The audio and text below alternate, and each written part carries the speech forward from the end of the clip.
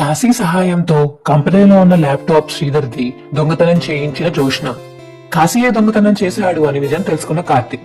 అసలు కార్తిక్ ఏం చేయబోతున్నాడో తెలుసుకోవాలనుకుంటే ఇప్పుడే మా ఛానల్ లైక్ చేసి తప్పకుండా మా ఛానల్ ని సబ్స్క్రైబ్ చేసుకోండి. సబ్స్క్రైబ్ చేసుకుంటేనే మీకు రాబోయే వీడియోలు మీకు వస్తాయి. ఏంటి ఆ రెండో ప్లాన్ ఏంటి నాకు కూడా చెప్పు. మొదటి ప్లాన్ ఏమో కాశీ గారిని బ్రెయిన్ మార్చేసావు కదా, ఇక మనం వాడికి ఎలాగ చెప్తే వాడు అలా మారతాడు, అలా ఆడతాడు. అందుకని నెక్స్ట్ ప్లాన్ అంటే కూడా నాకు చెప్పు అని పార్వతం అంటుంటే, చూద్దు గాని ముందు ముందుంది ముసలి పండగ అని జోష్న అంటుంది. ఏంటో ఈ మధ్యకాలం మన ప్లాన్లన్నీ ఫ్లాప్ అయిపోయి రివర్స్ లో మనకే కొడుతున్నాయి.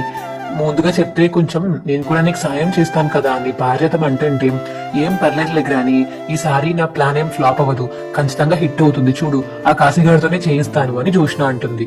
ఏం చేయించబోతున్నావే, జస్ట్ వెయిట్ అండ్ సీ అని చెప్పేసి జోష్న అంటుంది. బాబా ఇందాక నేను కాశీ జోష్న రూమ్ నుంచి బయటికి రావడం చూశాను. జోష్న గాని కాశీని ఏమన్నా మార్చేసిందంటావా, బ్రెయిన్ వాష్ చేసిందంటావా అని దీప అంటుంటే, ఏమో ఇందాక కాశీని చూస్తే కొంచెం తేడాగానే ఉంది నాకు కూడా, కానీ ఏం మాట్లాడలేదు. నన్ను చూస్తే పలకరించేవాడు, ఇవాళ పలకరించలేదు.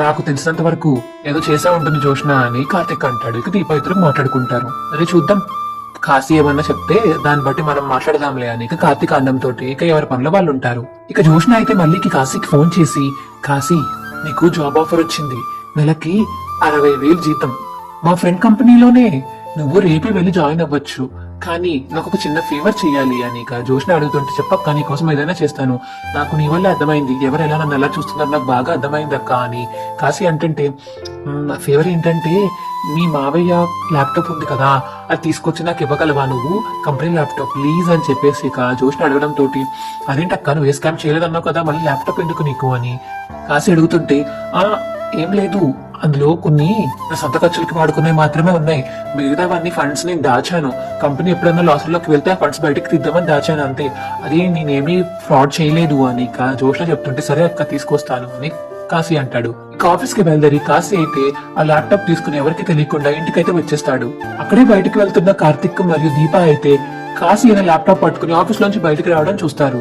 బాబా ఇది కాశీలా ఉన్నాడే అని కార్తిక్ అంటుంటే, అవును మన కాశీనే, ఈ టైంలో ఎక్కడికి వెళ్తున్నాడు, చేతిలో ల్యాప్టాప్ కూడా ఉంది అని కార్తిక్ అంటుంటే, ఏమో బాబా నీకు చెప్పాను కదా, పొద్దున్న జోష్న ఇలా మాట్లాడింది, కాశీ బయటికి వచ్చాడు రూమ్ లోంచి అన్నాను కదా, పొద్దున్న వాళ్ళిద్దరి ముఖంలో చాలా భయం కనిపించింది, పార్వతం గారికి జోష్న ముఖంలో ఇద్దరు ముఖంలో చాలా అంటే చాలా భయం చూశాను నేను, కానీ కాశీ ఆ రూమ్ నుంచి బయటికి రాగానే ఆ తర్వాత వాళ్ళ ముఖంలో భయం లేదు బాబా అని దీప అంటుంటే, నువ్వు చెప్తుంటే నాకు ఏదో ఒక అనుమానంగా ఉంది మరదలా, అంటే కాశీని వాడుకుని మీరు ఏదైనా చేస్తున్నారంటావా అని కార్తిక్ అంటుంటే, ఏమో బాబా అయ్యుండొచ్చు, జోష్న గురించి మనకు తెలియదు కదా, ఏం జరుగుతుందో ఏంటో అని కాశీని అయితే ఫాలో అయ్యి అంటారు. కాశీ అయితే ఇక ల్యాప్టాప్ ఇద్దామా వద్దా ఇది చాలా పెద్ద ఫ్రాడ్, కానీ కావాలని చేయలేదు, జస్ట్ సేవింగ్స్ అని చెప్పేసి జోష్నకు అంటుంది అని ఆలోచిస్తూ ఉంటాడు కాశీ.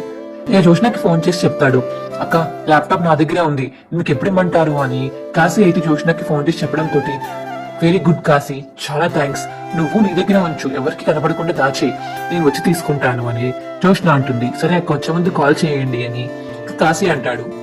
ఇక ఫోన్ కట్ చేస్తాడు కాశీ. రే కాశీ ఇదేంటి ఎవరితో మాట్లాడుతున్నావు, జోష్న అనిపించింది, ఏమైంది అని కార్తిక్ అడుగుతుంటే, అదేం లేదు బావా, ఏం లేదంటున్నావు, భయపడుతున్నావు, ల్యాప్టాప్ ఎక్కడికి అని కార్తిక్ అడుగుతుంటే, ఈ ల్యాప్టాప్ ఏం లేదు మావయ్య తీసుకురమ్మన్నారు అందుకే తీసుకువెళ్తున్నాను అని కాశీ అంటుంటే, మావయ్య గారు ఇటు కాదు ఇటు కదా, అది జోష్న వాళ్ళ ఇటు సైడ్, నువ్వెందుకు వెళ్తున్నావు అని కార్తిక్ అడుగుతుంటే, అది ఇది అని చెప్పేసి కాశీ తడబడుతూ ఉంటాడు. తడబడుకు కాశీ, నాకు అర్థమైంది, నేను జోష్న ఏదో మ్యానిపులేట్ చేసింది అందుకని ఇలా మాట్లాడుతున్నావని కార్తిక్ అంటుంటే, మ్యానిపులేట్ ఏం కాదు బావా, మీ అందరు నన్ను ఎలా చూస్తున్నారని నాకు బాగా అర్థమయ్యేలా చెప్పింది అని జోష్న చెప్పిందంత కార్తిక్ చెప్తాడు కాశీ. అందుకే నేను మా మావయ్య గారి దగ్గర జాబ్ అనేసి మాకు జోష్నాక జాబ్ ఇప్పిస్తాను, అక్కడికి వెళ్తాను అని కాశీ అంటాడు. రే పిచ్చోడా, అది కావాలని చేసింది, దాని ఫ్రాడ్ ఎక్కడ బయట పడిపోతుందని నీ ఈగో మీద కొట్టి నిన్ను రెచ్చగొట్టి చేసి ఇప్పుడు ల్యాప్టాప్ తీసుకెళ్లి దాన్ని అది చేసిన స్కామ్ అంతా మాయం చేద్దామని ప్లాన్ వేసింది, నువ్వు నమ్మేసి దాని ఇంకా వెళ్తున్నావు అని అర్థమయ్యేలా చెప్తారు కార్తిక్ మరియు దీప.